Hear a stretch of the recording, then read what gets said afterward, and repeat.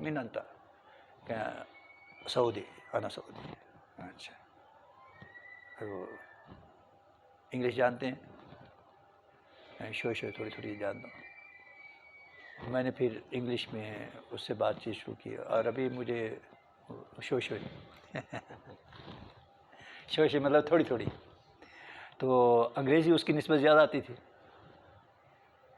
میں کہا یار مزہ آ گیا ہے آپ کی نماز جو ہے نا.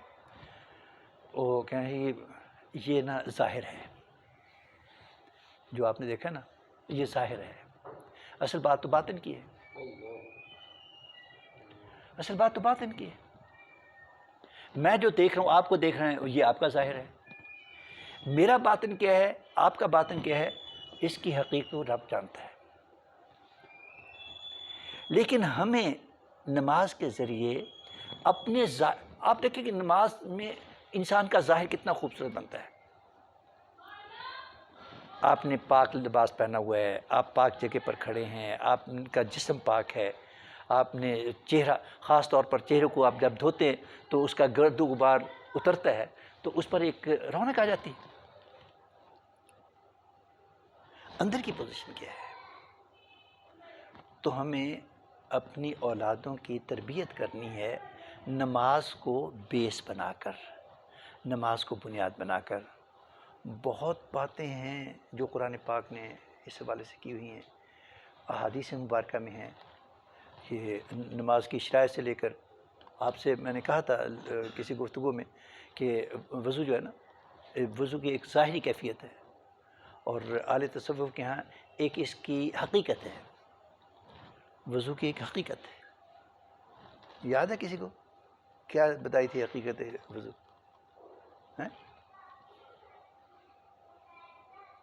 یا کسی اور جگہ بات ہوئی تھی آپ سے ہٹ کر؟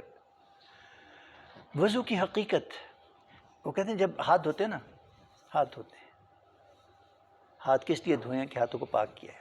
ٹھیک ہے. اب وہ کہ حقیقی وضو یہ ہے، دائمی وضو یہ ہے کہ تہیہ کرنا ہے کہ آئندہ کے لیے یہ ہاتھ رب کریم کی نافرمانی میں کہیں استعمال نہیں ہوں گے، کہیں بھی، کبھی بھی.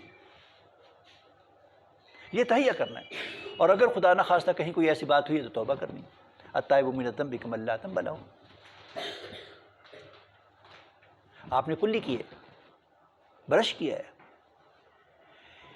کہ منہ کے اندر کا حصہ جس میں زبان بھی ہے، جس میں دانت بھی ہیں، جس میں تالو بھی ہے، اور پھر سانس لینے کا عمل ناک اور منہ سے اندر تک خوراک جانے کا، کہ یہ پورے کا پورا حصہ کبھی بھی یہ رب کریم کی نافرمانی کے لیے استعمال نہیں ہوگا،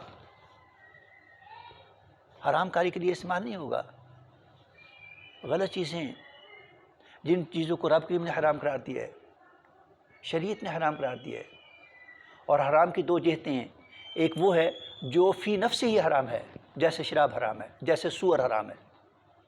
اور ایک وہ ہے کہ چیزیں حلال ہیں مگر حرام طریقے سے حاصل کی جاتی ہے، جیسے چوری کی گئی ہے، چوری کی گئی ہے، جیسے کسی کے ساتھ فراڈ کیا گیا ہے، دھوکہ کیا گیا ہے، ڈکیتی کی گئی ہے، ظلم کیا گیا ہے.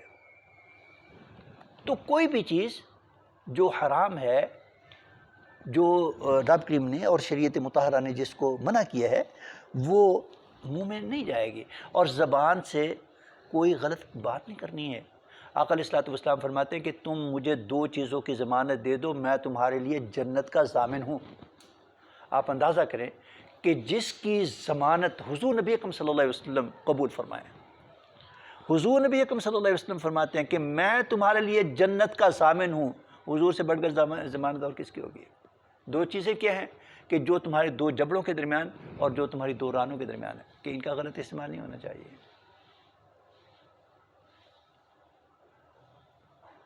اور وضو کرنے سے پہلے ہم استنجا کرتے ہیں، اس کو بھی شامل کر لیں.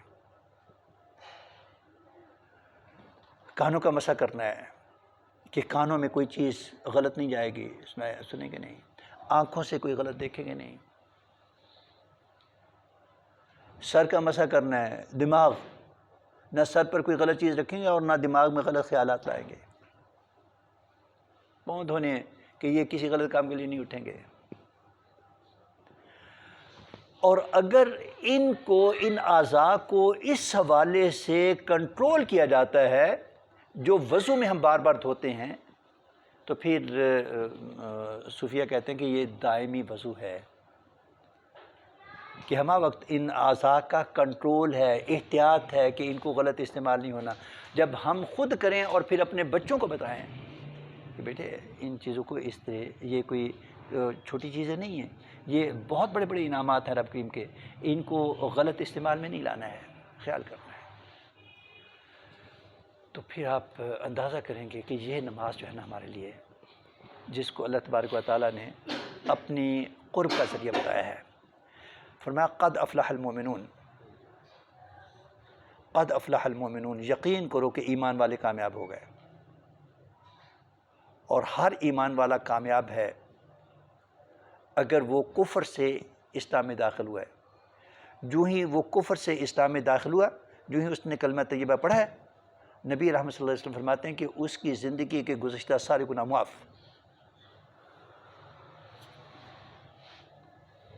ہو گئے، سوائے قرض کے، اس کے گناہ معاف. اب اگر ایمان قبول کرتے ہی وہ دنیا سے رخصت ہو گیا، انتقال ہو گیا اس کا، اب وہ سیدھا جنت میں جائے گا.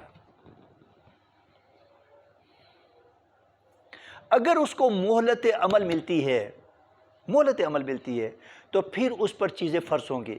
اور اس کے فوراً بعد جو فرمایا نا، فرمایا کہ الذین هم فی صلاتہم خاشعون، وہ ایمان والے کامیاب ہوں گے جو اپنی نمازوں کا دھیان رکھیں گے. والذین هم عن اللغو معرضون، اور جو فضولیات سے، لغو سے، بیہودہ باتوں سے بچیں گے. تو نماز، ایمان کی بعد سب سے پہلے جو بات کی اللہ رب الکریم نے، وہ نماز کی، یعنی کہ نماز کا سوال پہلے کیا جائے گا. تو نماز کو بیس بنا کر ہمیں اپنی اور اپنی اولادوں کی تربیت کا اہتمام کرنا ہے، کرنا چاہیے.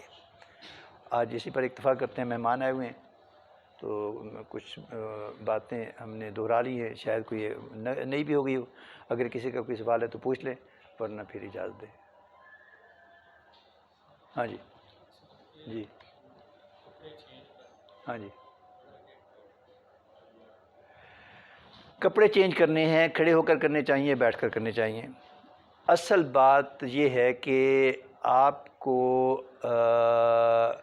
جو ہے نا علیحدگی میں بھی، آپ کو علیحدگی میں بھی اپنی شرم و حیا کی حفاظت کرنی ہے. الحیاء من الایمان، آقا علیہ الصلوۃ والسلام فرماتے ہیں. اگر کوئی مجبوری نہیں ہے تو پھر کوشش کرنی ہے کہ علیحدگی میں بھی آپ کا ستر یہ بڑھانا نہ ہو، وہ محفوظ رہے. ٹھیک ہے، اس میں جو بھی آپ کو صحیح طریقہ کار نظر آتا ہے. کھڑے ہو کر کئی مرتبہ یہ ہوتا ہے کہ آپ نے چینج کرنا ہے، ٹراؤزر چینج کرنا ہے، آپ اوپر چادر باندھ لیتے ہیں.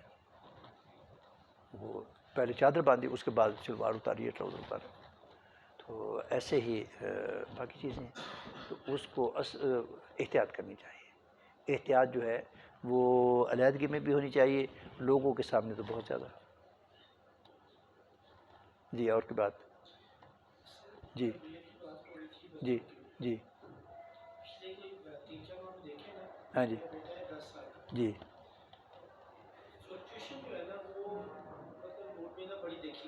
جی،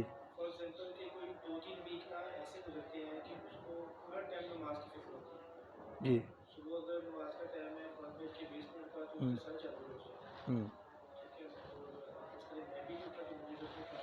ٹھیک ہے.